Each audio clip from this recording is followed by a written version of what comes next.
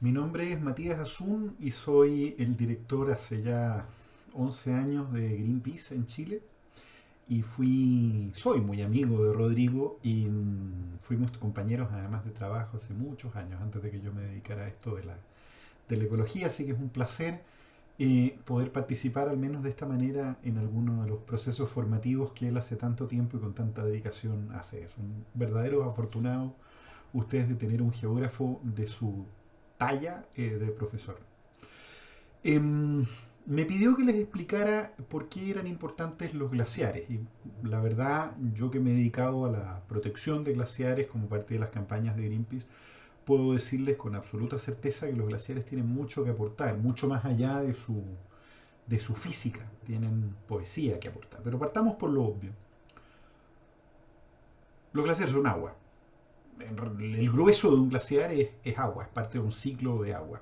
Y esto significa en términos prácticos que son reguladores de ríos, son formas de acumulación de agua en altura, en las montañas, en la gran mayoría de los casos, digamos, en montañas o en zonas de alta presencia de un componente hídrico fundamental y por lo tanto resultan esenciales en la comprensión del ciclo hidrológico, especialmente en zonas áridas.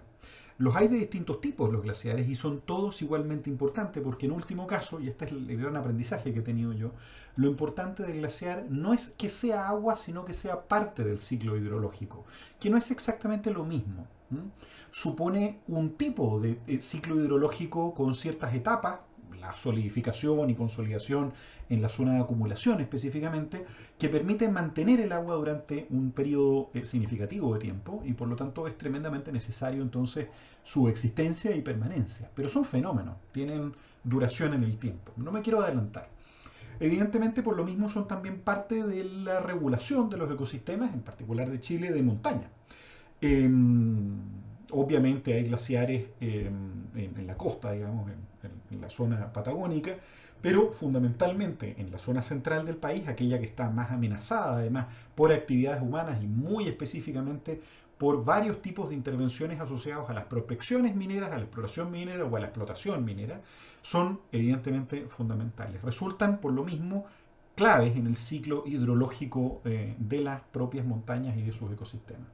Proveen varios servicios ecosistémicos, evidentemente uno de ellos es la capacidad de acumular agua y participar del ciclo hidrológico, pero también aportan en la recarga de napas subterráneas, en la humedad ambiente del territorio, en la consolidación además de la densidad territorial, producto de que el glaciar es también hielo y por lo tanto el congelamiento, la cohesión que se produce y la construcción misma, la morrena es un muy buen ejemplo, de la fragmentación del territorio es parte también del ciclo propio del glaciar.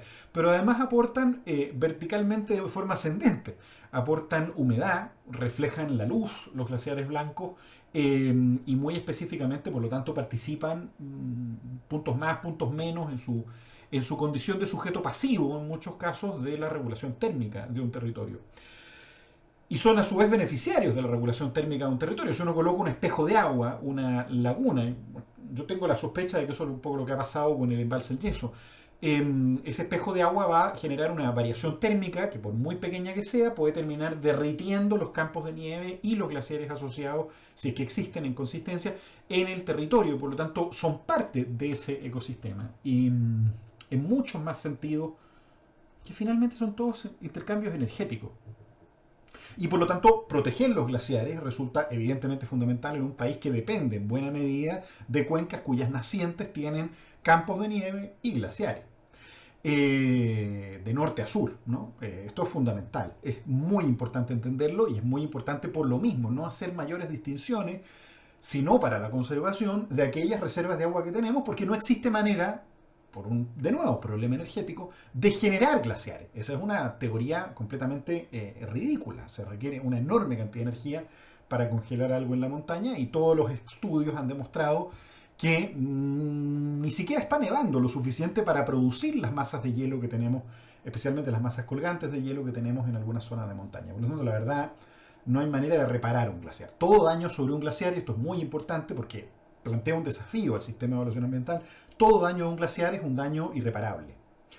Porque los glaciares a su vez son fenómenos energéticamente muy relevantes, física, cuando digo energética no estoy hablando místico, estoy hablando en términos energéticos, es un fenómeno que aplica sobre un conjunto particular de materia como parte de un ciclo que tomó miles de años y que no se repara de un día para otro.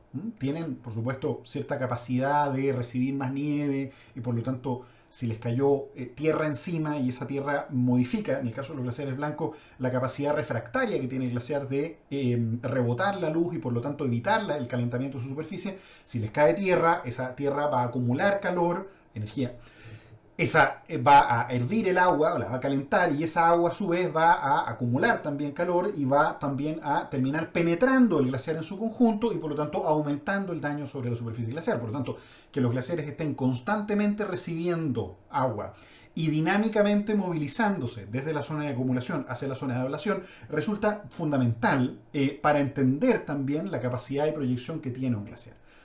Pero yo dije que también tenían que enseñarnos desde una perspectiva más poética o ecosistémica, si lo queremos ver. Los glaciares son, en estricto rigor, fenómenos. Una buena definición técnicamente aceptada de un glaciar es un río de agua congelada.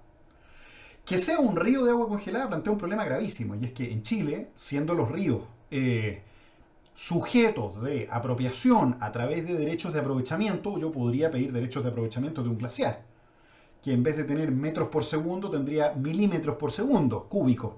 Pero son derechos igual, lo han dicho varios directores generales de agua, lo que nos habla un poco del sinsentido que tenemos de que nos podemos apropiar de un glaciar en términos prácticos.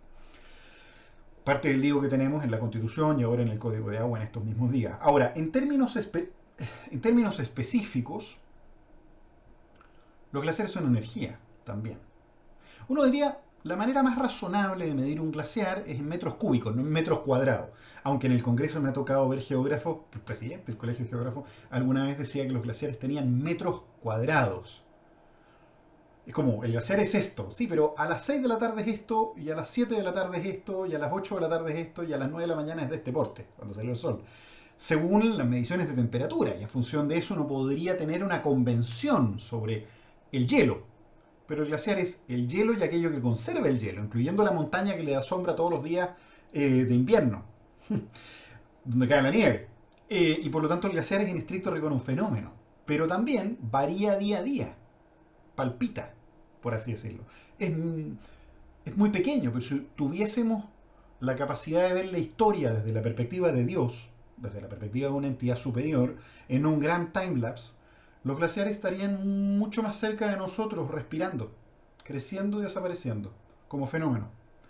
Y tienen una duración determinada y un inicio determinado y probablemente han ocurrido miles de veces a lo largo del mundo. Y además se están moviendo. Son ríos de agua congelada. Están cayendo, están corriendo.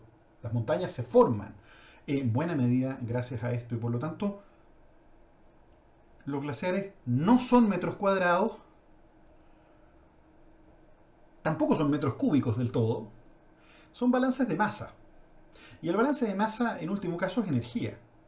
Lo que quiere decir que los glaciares son un estado particular de la materia sometida a condiciones particulares de energía. Lo que quiere decir que los glaciares son fenómenos. Lo que quiere decir que tienen más en común con las nubes que lo que nos gustaría aceptar. Y por lo tanto, una ley de protección de glaciares es una ley de protección de nubes, que no se puede armar sin una modificación también, esto es lo que he aprendido en estos casi 8 años de protección de glaciares, sin una comprensión profunda de que el agua es parte de un ciclo hidrológico y que lo que estamos protegiendo es la ecología, no el metro cuadrado del glaciar. Y esto plantea un problema, porque la Tierra no se adecúa a las concepciones cerradas que tenemos sobre los objetos de protección. Esas son convenciones de la humanidad, de nuestro propio sistema formativo, de nuestros mecanismos de protección y preservación del medio ambiente. Pero hay un desafío en eso. Y estar cada vez más cerca de la utopía de la conservación ecosistémica supone reconocer que los glaciares tienen mucho más en común con las nubes, como también los bosques, como también los estuarios de río. Y es bonito, ha sido súper bonito esto. Y cuando les toque discutir sobre protección de glaciares con un abogado, se van a dar cuenta lo importante que es que entender que los glaciares son finalmente fenómenos y que la naturaleza no se comporta como las leyes. Y ese es el desafío. Les mando un abrazo enorme.